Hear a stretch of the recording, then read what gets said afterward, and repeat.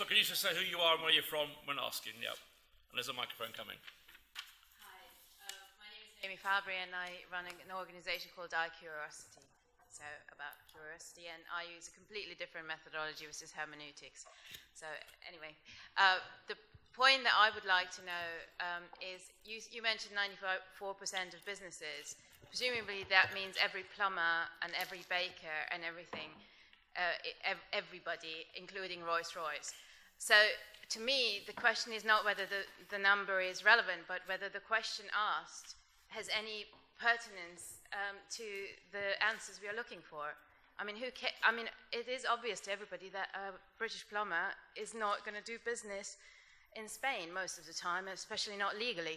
So that would be my first question. The second question, in terms of the campaign and use of statistics, as somebody who's from Europe, I find it completely extraordinary that even in this discussion, there wasn't a single mention of how the Europeans saw any of this. So, for example, every time when you mention something about, about the single market or whatever, how it's viewed in Britain, obviously it's an agreement, it's a treaty. There are two sides to it. So surely, when you're using statistics and when you're talking about changing the relationship, to actually be informed, you need to have some idea of what the other side thinks. So those of us who have actually been reading European press who speak other languages are totally unsurprised by many of the things that are now becoming very obvious to people who seems to have been very insular in the information that they have. So this is just my real question is, how can you have a discussion about something that is an international situation without taking into account any other views than your very own? Okay, thank you for that. I'll pass on to Heaton. We'll take answers afterwards. Yeah. Hi, I'm Hitanch. I'm Executive Director here at the Royal Statistical Society. I was wondering if a question for Vote Leave and for Remain, do you have any common ground on rules that you would like to see to strengthen the way that statistics are regulated in these sorts of campaigns in the future? So I think, James, you talked about a couple of things, but it would be useful to know if there is any common ground between you on that. Okay, Matthew, I think for you, first of all, on the whole business versus businesses thing, which is as someone who's not really a commercial field researcher, but has done research in business, as long as I've been in the industry, the argument about are you researching businesses or are you researching business has been something that is always addressed in business research. And then the wider issue then of the taking a view from outside Europe as well. Perhaps let's come in on that, but you on the first one. On the specific point about the 94% of businesses that don't export with the EU, we did actually also talk about the proportion of UK GDP which is associated with exports to the EU, which is about 13%. So again, we put that in context, I felt, when we talked about that figure. And again, the impression from some of the media coverage would have been that sort of well over 50% of UK GDP was associated with trade with the EU, which is just completely not correct. So again, we use the 13% figure and also the 96% figure. On the question about common ground between the campaigns,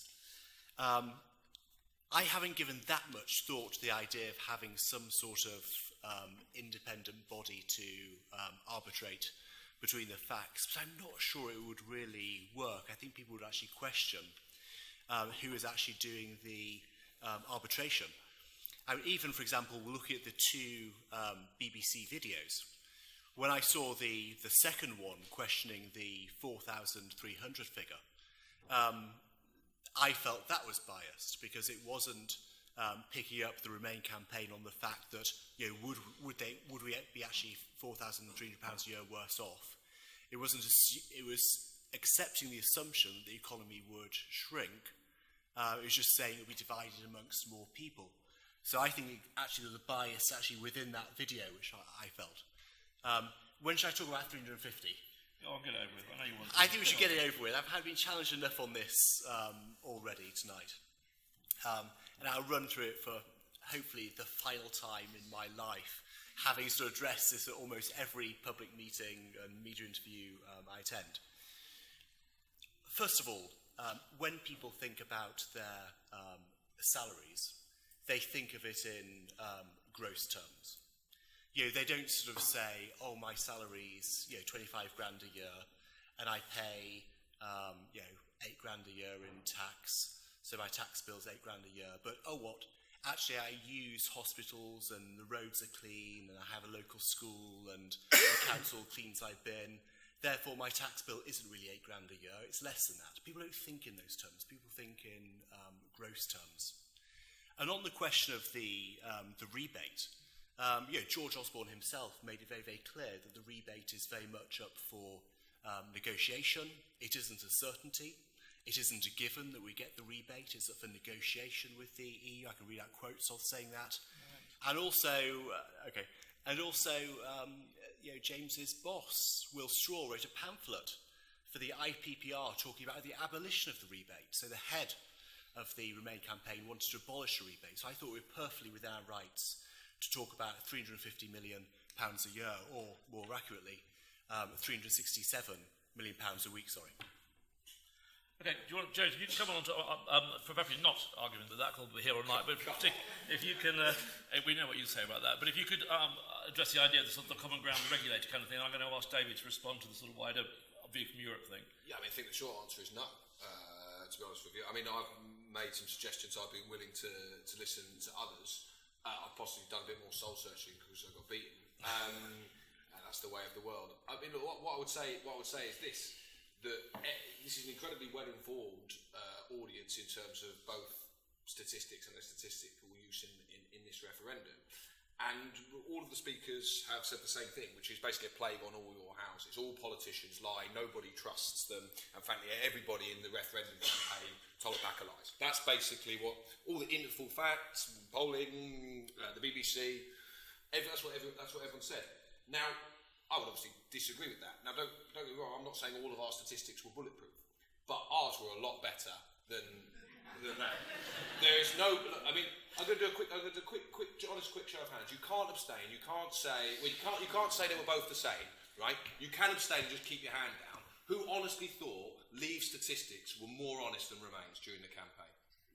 One. Remain over Leave? Right, okay. I'm not sure we've got a representative sample. Okay, look, hands up, holding room. It's a representative, brilliant sample of hugely informed, really credible people, experts, if you like. So look, that's just a show of hands so people understand the subject. What I will say is this: the Remain campaign, like I said, we made our mistakes. I've held my hands up to some of them, but we're getting no credit for being better. Now, what do I learn as someone in politics when you just get completely slated and put in the same box as people who drove around with a big fat lie plastered on the side of a bus, being told by the highest statistical authority in the land that it was rubbish? What I learn is, well, how do you win in politics? You want to talk about going to a post-truth politics? Well, what do I learn? Well, I should just put a big lie on my bus, a bigger one, a better one, on a better bus. I don't learn more gratitude and respect for statistics. So I would say to the people, the BBC, Full Fact, polling companies, statisticians, I appreciate all politicians are going to bend statistics to their will, but I do think people should be brave enough to say this use of statistics was particularly egregious, theirs wasn't particularly good, but theirs was much worse. Otherwise, if you don't give people any credit, what is in it for me, a campaigner, what is in it for me, a future politician, to say, do you know what? I'm going to be incredibly robust with my statistical analysis. I'm only going to use stuff that the statisticians okay. Because you'll just get piled in with the same, they're all lying, they're all talking rubbish. So there's nothing in it for me. Okay, so my appeal to you guys would be a bit of credit. Thank you. I'm going to really stiff. I know that having stiffed him already by inviting him here under slightly false pretense, I'm going to really stiff David now by asking him first to answer the point about should we have covered the view, what the Europeans thought about it. Was there actually a role for that in the debate, or were we actually right to see just what we thought? Then I'm going to really stiff you and ask you if the BBC actually sort of met that last responsibility or not. Well, I don't know what coverage of the campaign you were listening to or watching or reading online, but I saw a large succession of European leaders of one sort or another and European Union leaders making their positions plain in relation to the European Union. I mean, nobody outside the UK has a vote, so I can quite understand why the two campaigns weren't overly interested in addressing people outside of the UK. But it's certainly the case that the people in the EU, representatives of the EU and others, made their positions clear, and those were reported when they did. I think it may have been the case, and I can quite understand why it might have been in the Remain case, that there was probably felt to be a law of diminishing returns in relation to their interventions on the Remain side, just as the Remain team never really took up the 350 million challenge. They left it to other people to do it for them, presumably on the basis that, as Jill said, 200 million, 161 million, whatever it was, also sounds like a hell of a lot of money, and therefore there's not much mileage in campaigning on that issue. I quite understand. But then you can't really turn around and blame everybody else for not taking on the 350 million question. Did write twice to the UK Statistics Office. Yeah. Sent that letter to the broadcasters on 10 different occasions. But I mean, I think it's short of going around with their own bus saying this is a lie. I don't know. Well, you could have done that. You could have done that. It's not ridiculous. It's called political campaigning, and that's what in political campaigns you sometimes have to do. You have to knock down the arguments of your opposition, or at least get a draw on them, in order to be able to put your own arguments forward. And I don't think that the campaigns, either of them, should expect that everybody else does that work for them. That's part of a political campaign, which is why I'm not terribly convinced by the notion of a truth commission, which says tell you what is the truth of every statistical claim made by a politician. I think, frankly, who would want that job? Because, as I said in the remarks I made, I didn't say every politician told lies. I just said politicians are quite naturally select the statistics that are most favourable to them. And the £350 million was a figure that you could find somewhere that was favourable to the Leave campaign, and therefore they used it. And it was up to other people to challenge it and show why it was wrong, or show why it was mistaken, which I think the BBC did and Full Facts did and other people did. As it happens, it didn't make any difference to the eventual outcome. Okay, thank you. I'm going to move on. I don't think it's the nature of us poor market researchers. No one ever wants to know what market researchers think, so I'm not expecting necessarily, especially for Suzanne, that'd be wonderful. But if I would particularly like if anyone's got a question for Will, I'd particularly like if anyone's got a question for Will before we just get it. Yeah, Middlesex University. Thanks. I think the speakers have treated us to a wealth of views, and it was especially nice that 5 of the 6 speakers actually engaged with statistics in their presentations. The question that, the 2 things I took out of it were, first of all, I think James and Will suggesting that things like averages are just too crude. We need something more refined, and Jill picked that up too. But then people were saying, well, David Cameron, some of these issues were too difficult for David Cameron to handle, who did PPE at Oxford.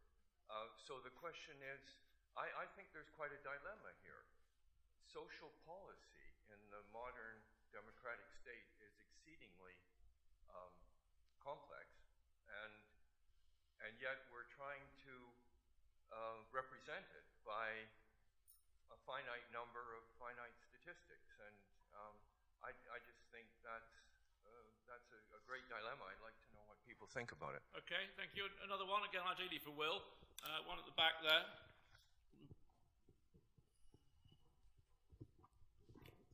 Hello, Suzanne King.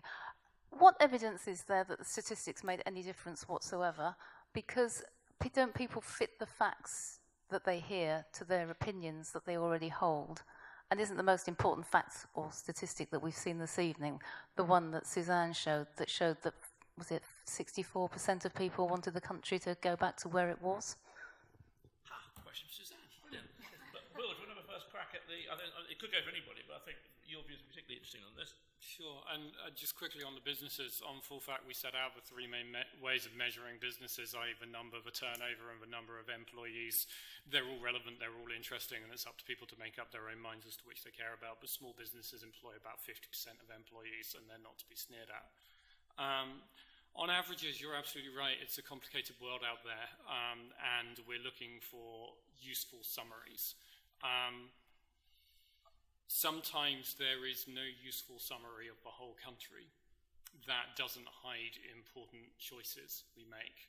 And I think immigration is a perfect example of this. A fair summary of the research on immigration probably runs something like this.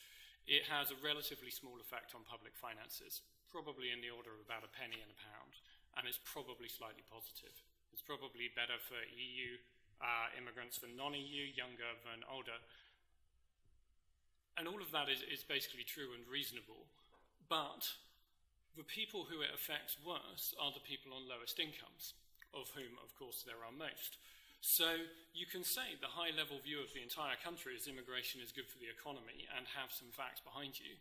And most people listening to you can think that does not reflect my life and have the facts behind them.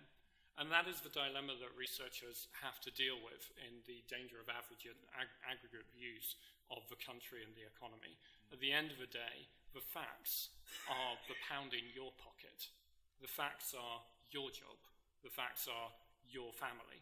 The facts are not the economy as a whole. There is no average person in the entire country. And we need to recognise the value of averages as a summary, but also recognise the danger of them. Thank you. Suzanne, you want to have your namesake's question about do you do anything in your work that suggests whether the statistics made any difference? I know that on the day of the polls, 1 in 5 went to the polling station having yet to make up their minds, and 1 in 20 went to the polls having yet to make up their minds, and 1 in 5 went saying they might still change their minds. I have no idea of knowing whether the facts crept in at that point when people were standing with a pencil or a biro or whatever they had, and whether they influenced them then. But I did read an interesting article today, and it touches, I think, on the other question as well, and also what Jill was saying in her closing remarks. And also picks up on what Will was saying earlier, that no one wants to be that guy that turns up with the facts at a party and starts shouting them in your face, and it probably would be a guy as well, I think. No one wants that. And I read an article today saying you can't fact check a feeling, and I think the work that we did going into this referendum, and also in the States as well, it's about feelings, and it's about knowing the limitations of data and understanding that, I think, to understand people and where they're coming from, polls have a limit, and we need to do more qualitative research. I'm contractually obliged to say this. I run the poll team at Ipsos Mori, but I think it's about getting under the skin and recognising that mixed methods approaches really help us understand what's going on, where people are coming from, what they're making their mind up on, and also what might change their views as well. Thank you. There was a question here, and one there. I'm going to have time for a couple more. Yep, both in the front. Sorry, this is actually a quick question for Suzanne. Referendum polling in the UK is remarkably difficult. We don't have that much in the way of precedents to work on. But we do have the 2020 election coming up in three years. What lessons do you take from referendum polling that you think will be applicable to 2020 and will possibly improve your performance? Or is that a big question? Hello, Anthony Rubin from BBC Reality Check. You saw a few of my pieces there in very small print. It has been suggested to me, Matthew, that the reason that you didn't correct the 350 to 276 was that it meant that we all sat around in studios saying, we don't send this extremely large pile of money, we send this indistinguishably large pile of money. And the whole idea you got was that, but I'm not going to get anywhere on the 350 million because better men than I have failed to. So let's try it with another one, which was Boris Johnson getting up and saying that you're only allowed to buy bananas in the UK in bunches of 2 or 3, which meant, we nipped down the shops and bought a bunch of 5 to stick it to the man. And did you ever feel that you might correct that, or were you happy to let us sit around talking about the EU regulations for wholesalers and pre-wholesalers of unripe green bananas? Okay, well, thank you. We'll go to the election one first. I've got something after you. You can go first, crack, and I'm going to come in then. I think we already tried to learn a lot for the referendum from the 2015 election, and I think one of the interesting things on our polls was that the turnout filter we applied that we were advised to after 2015 meant that the result was out. If we hadn't done that, it would have been pretty much spot on, I think. I guess elections are great chances to do research, to do experiments. I know they're going on all the time, but I think on what lessons we're going to learn, I'm going to defer to other colleagues who aren't qualitative researchers and who will know far much more about this. There's a couple of colleagues of mine in the audience who might be able to help answer more. I'm going to chip in as a former quantitative pollster, now just an exit pollster. I mean, there's a great danger in learning lessons from previous elections of any kind, because they're great until they're not the right lesson anymore.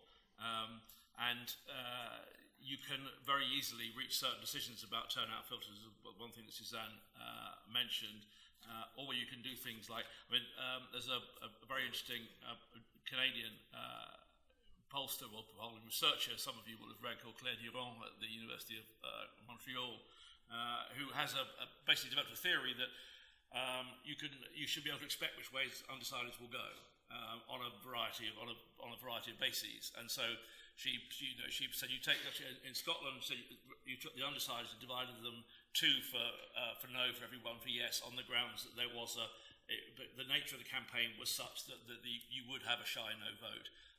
And she did a similar thing for the referendum, and did exactly the same thing she divided the undecideds in the American polls, 2 for Trump, to every 1 for Clinton, and got exactly, took the actual polls we published and derived the right answer from it, which is fantastic, as long as you're actually able to correctly predict which way those 2 for 1 should go. And because you're basically just making it up. That's what it means. You are effectively making it up. And you're making it up on the basis of previous history, but there will come a time when it's not right anymore, and that is very dangerous. So we should be trying to learn lessons, although those people who are still polling should be trying to learn lessons, but we should be wary, just think, aha, this is what happened here, so it'll happen again. And let's probably appropriately finish off by talking about bananas.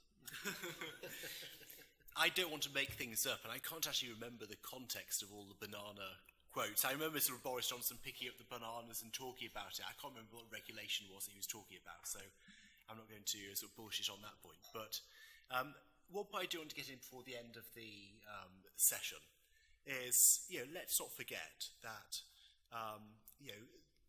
all the different people who lined up to say that Britain would go into recession were to vote leave. Everybody from, independent institutions like the Bank of England. I think the IFS did a report on this.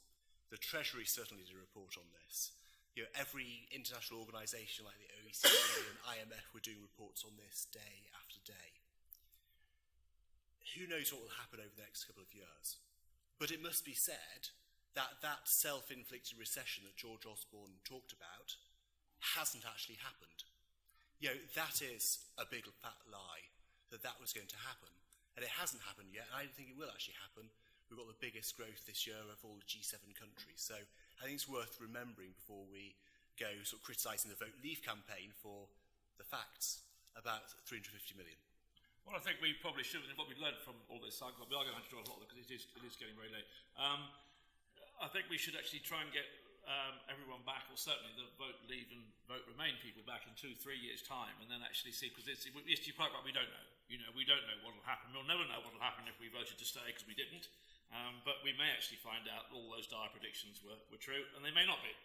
Nobody knows. Well, we will know in a few years' time. So perhaps we should put it in our diaries for the Cathie Marsh seminar in 2021 or something. We should actually revisit the referendum. I'm sorry we haven't necessarily had time for everyone to ask the questions they might like to ask, but I think we've actually been extraordinarily lucky to have the chance to listen to people. It's not very often we actually come to talk about such a vastly important event in British political life, one of the most important things that's happened in British political life for a very long time, and we've actually had some really serious players from it come to tell us why they think it worked out, why they behaved the way they did, and why they think it turned out the way they did, and how they tried to report it.